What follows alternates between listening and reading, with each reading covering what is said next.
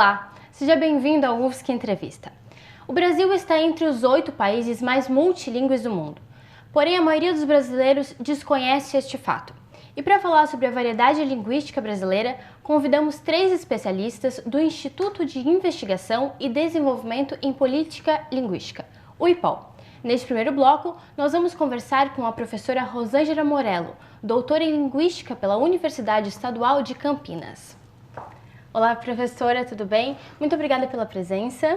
Olá, Juliana, tudo bem? Para começar, há diferença entre língua e idioma ou são só sinônimos? Não, são sinônimos. Podemos usar tranquilamente uma ou outra palavra. Por que o Brasil é considerado um país multilingüe? O Brasil só recentemente tem sido considerado um país, com muitas línguas. Isso em parte porque o Estado brasileiro foi um Estado que reprimiu as línguas desde o período colonial. Na época colonial, os indígenas eles eram ou considerados para serem extintos ou para serem integrados à sociedade, né? Uhum. E depois, o Estado Novo e na República, as línguas de imigração foram proibidas. E, enfim, isso criou para o brasileiro uma ideia de que no Brasil só se fala o português. Então, na verdade, o Brasil é um país com mais de 250 línguas. O IBGE, ele diz no seu último censo que tem em torno de 274 línguas indígenas. Uhum.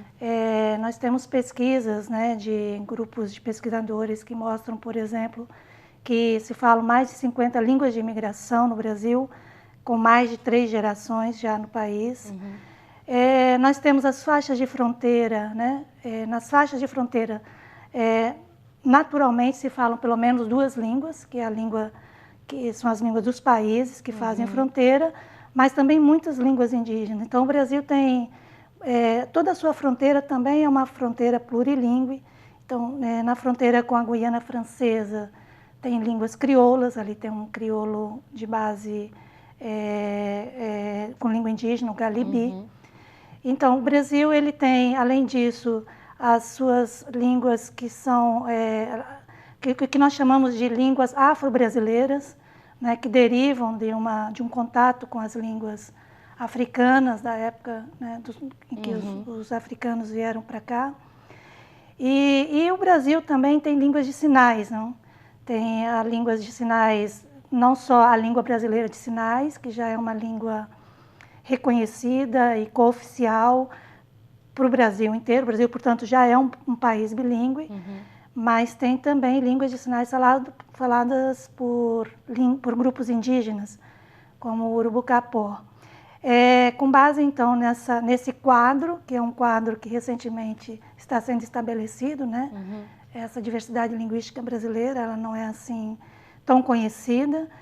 Com base nesse quadro que nós dizemos, então, que o Brasil ele é um país multilingüe e, portanto, também plurilingüe. Uhum. E qual a diferença de multilinguismo e plurilinguismo, perdão?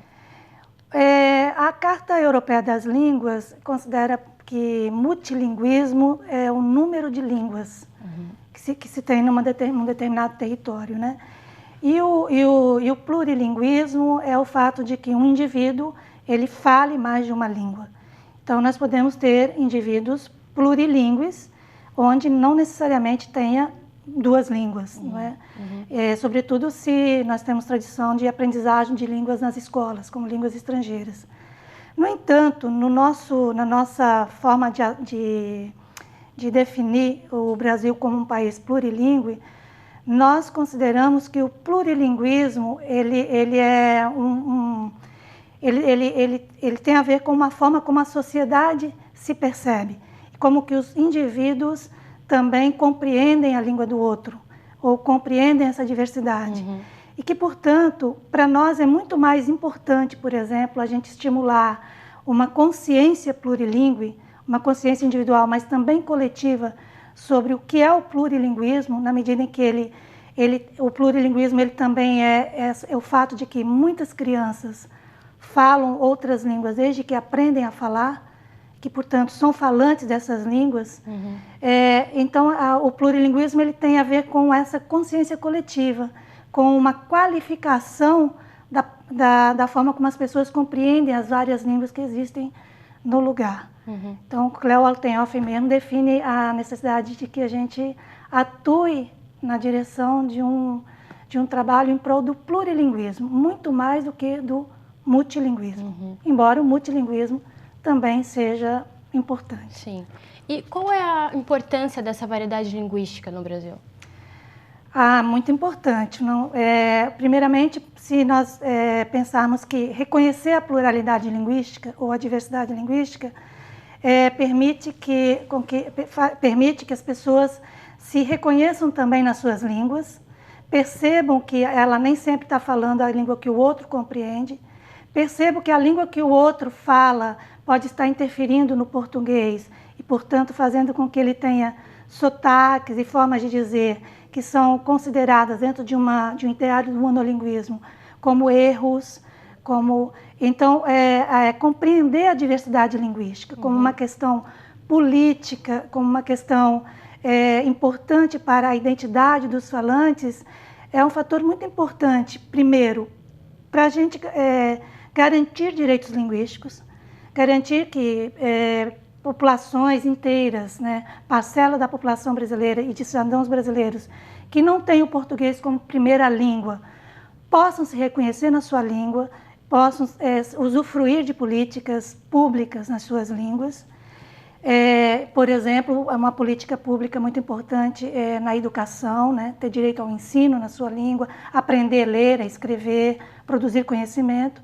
E, por outro lado, compreender a diversidade linguística e respeitar essa diversidade linguística incide numa questão muito importante no Brasil, que é quebrar isso que nós temos que está muito arraigado no povo brasileiro, que é o preconceito linguístico. A ideia de que o brasileiro não sabe falar o português, ou que nós falamos, muitos brasileiros falam errado.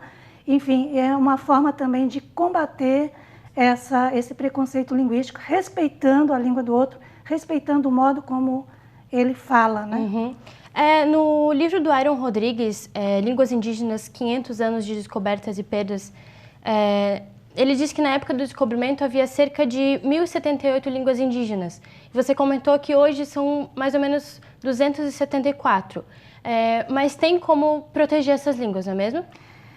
Sim, agora, muito recentemente, novamente, a partir, sobretudo, da Constituição de 1988, o Estado brasileiro ele começou a desenvolver políticas de salvaguarda e de promoção de línguas.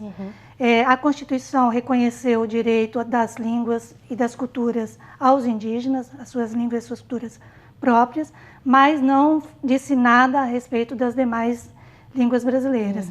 No entanto, ela foi muito importante, a Constituição foi muito importante para que novas iniciativas e medidas não só de salvaguarda e documentação linguística, mas também de promoção de ensino das línguas pudessem ser realizadas no Brasil. Eu diria que para você promover uma língua, não basta documentar a língua, não basta descrever a língua, é preciso que se crie estratégias e políticas públicas e políticas envolvendo as comunidades linguísticas para que essa língua tenha o seu estatuto promovido, que ela tenha também os seus âmbitos de usos ampliados.